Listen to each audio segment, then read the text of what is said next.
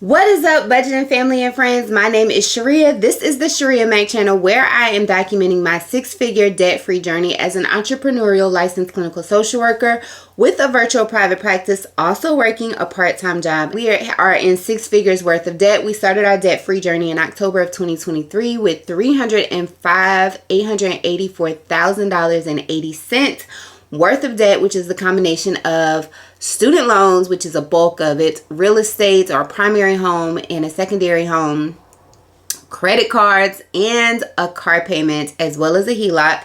That is the combination of our debt. We started at $305,000. We are now down to $288,000. The goal is to be out of this debt in 3 years, 3 to 5 years, but I'm not claiming the 5. I'm sticking to the 3. And we are a family of 7. My husband and I make a combined income of $125,000 per year. We have 3 adult children, 1 senior in high school and 1 fifth grader.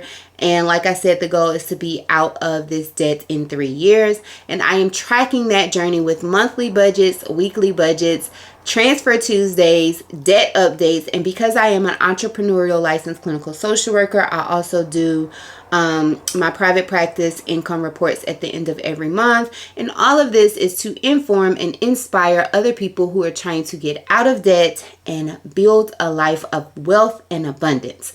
So if that sounds like something you are interested in, please make sure to click the subscribe button and turn on the notification bell so that you can be notified every single time I post a video. Right now I am posting 3 times a week, Sunday, Tuesday, and Wednesday, and occasional Friday to make sure that I am caught up. But right now it is every Sunday, Tuesday, and Wednesday. Today's video, I did not do March's monthly budget because by the time I recorded I did record March's monthly budget, but by the time it was halfway through March, and so it was already filled in. I need to be more diligent about recording the month's budget before the month actually gets there so that y'all can see a blank budget. So I'm going to skip past March's monthly budget, and I'll do a monthly budget closeout at the end of the month, and we're going to go right into March week 1's budget. So today's video is March week 1's budget, and we will get right into it. All right, so this budget is from February the 29th to March the 6th. We budget weekly.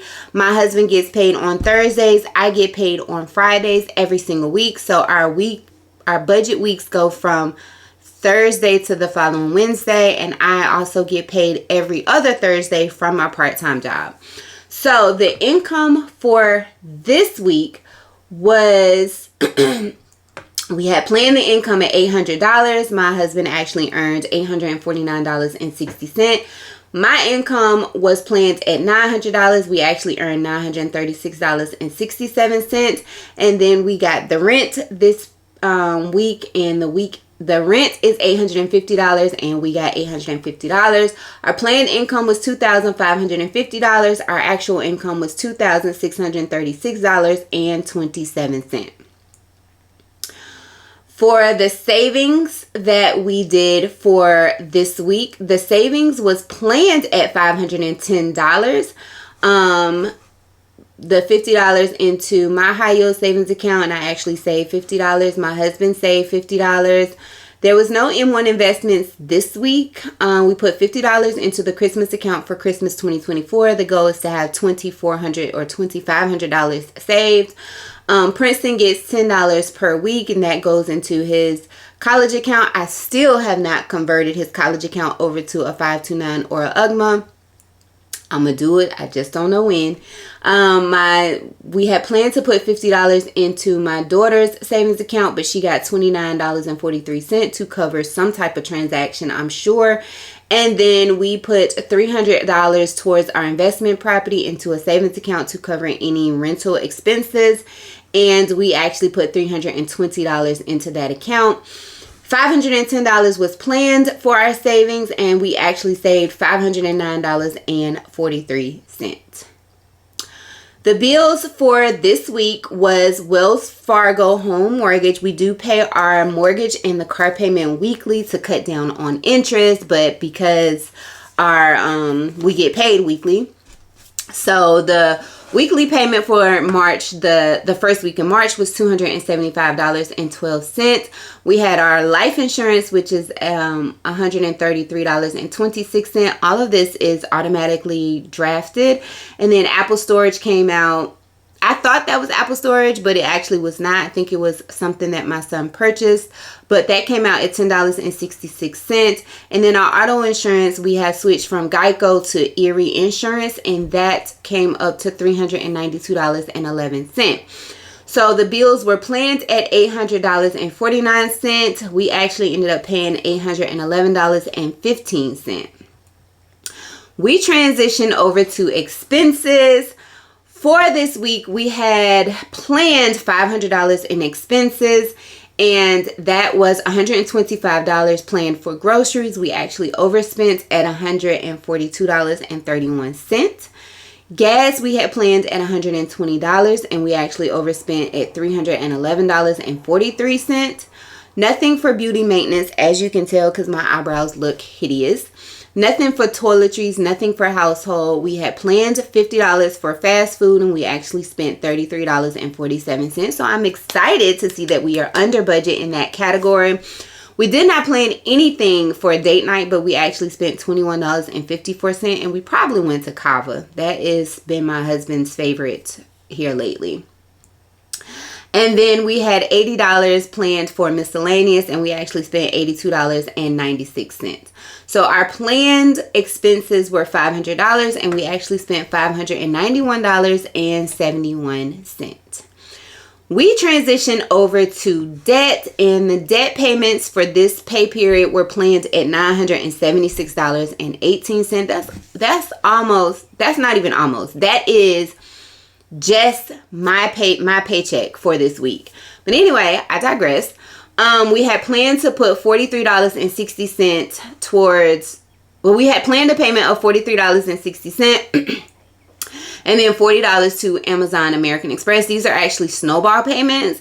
We do not owe any balances on these cards. That's why there's nothing here for the actual. That snowball payment of $83.60 was actually applied to the Citi card, which is the Focus card that we are working on. $60.71 was paid towards the Hilton American Express. This keeps a rolling balance. We just try to continue to keep it paid. We try to continue to pay. We pay something weekly. We, as in me, my son, and my daughter when she can. We pay something weekly on this card. It keeps a running balance, but we always pay the statement balance so that we do not accrue any interest. I have explained this to the kids, and they fully understand, and so they make those payments. We made a snowball payment of $200 on our Citi card. We paid $250.20 towards Honda, and that was all we paid for this week. $288 was planned for the HELOC, and we made that payment. And then all of my student loans came out in one monthly payment of $357.57. My student loans are with Mohila, and that is the bulk of my debt, honestly. So the planned debt incomes for this week were $976.18, but we actually applied $1,153.29 towards debt payments for this pay period. We go over to the budget versus actual, and we had an actual rollover balance of $221.17. The income was planned at $2,550, and we actually had $2,636.27. $510 was planned for savings, and we actually saved $509.43. We had a planned spent amount, which is the combination of bills and expenses, at $1,300.49. We actually spent $1,402.86, and the debt payoff was planned at $976.18, but we actually paid off or applied $1,153.29. This left us with a planned leftover balance of negative $236.67. And it says that we were actually negative $208.14, but we were not overdrawn this pay period. We actually have not been overdrawn going on 4 weeks now. So that is a celebration in itself. We go over to the breakdown. So the breakdown for this week, 16.6% of our income went towards savings, which I like to see anything over 10%, at 10 or over. 26.5% of our income went towards bills. 19.3% of our income went towards expenses, and 37.6% of our income went towards debt. This is normally about 50% of our income. So I don't know if I'm glad to see that or not. I mean, does that mean we are putting less of our income towards debt or no? I'm not quite sure, but this, I think that 37.6% is still good for the first week. The first week of the month and the last week of the previous month are usually the tight weeks for us. So to see that we were still able to put 37%, almost 38% of our income towards debt during that week is still a plus for me. So we go down to the transactions for this week, and woo, it's a lot. So when we go down to what we logged, I don't go over each transaction just because it's a whole lot and some of them are covered at the top. But so gas for the big truck, again, my husband was going back and forth between driving the big truck and my daughter's Camry. She was in an accident. Someone hit her from behind and we gave her the Honda. And my husband is driving the Camry, which was her car. And we're not getting it fixed because we only had liability on the... Well, we are getting it fixed, but we didn't file a claim because we only have liability on our Honda. I mean, on her car. So he is just driving it smashed in. And we are working on buying parts to repair the car piece by piece. So he was driving. That explains why the gas was high this week, during this pay period. $27.93 was Kava. I bought some soil for my plants from Honda. That was a miscellaneous expense. Gas for the Honda Pilot, and I usually always fill up my car. We had clothes that were in the cleaners that need to be picked up, and we have clothes in the cleaners again that need to be picked up. We made an additional debt payment to the city cards of $116.40, so that was one. And then we should have made another one for the $83. My husband took my son to Dairy Queen one Saturday. We went to Cheesecake. Oh, this was our date. We picked up some cheesecake and we went to the park on a Sunday. It was really nice outside. Another gas in the big truck. A snowball payment in the amount of the $83.60 that I listed above. That was a snowball payment of the city, and it should have been the Carnival in the Amazon Amex. Gas in the truck, in the big truck, and then student loan payments, and then my high yield savings account. So that was really all of the categories or the expenses that really stuck out. And that was about it for church. So that is it for March week 1's budget. Thank you so very much for watching. If you have not already subscribed to my channel, please consider subscribing to support my channel. My goal is really to get this channel monetized by June, and I would love to be able to apply whatever I earn from my YouTube channel, small or large amounts, towards my debt.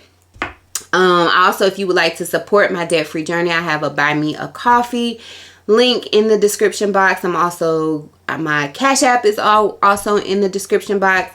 And if you contribute to those in any form, I will be sure to mention it live on a following YouTube video. Also, if you would like more short form content about my journey, you can follow me over on Instagram as well as on TikTok. I have TikTok upgraded. Shirria Mac upgraded, which is more about my debt-free journey. And then my other channel, the Shirria McCullough channel, is solely about therapists, being in therapy and private practice and social work. So Follow me over there if you want more short form, consistent, or daily or almost daily content from me. And again, share this video with anybody who is also on a debt-free journey, for them to be informed and inspired by my journey. How is your March budget going? Or budgeting period? Is it still, I'm excited that I'm still on this journey, but I think I'm still on this journey because I see that it's working for me. So how is budgeting going for you? Especially if you just started in January of 2024, how's it going for you?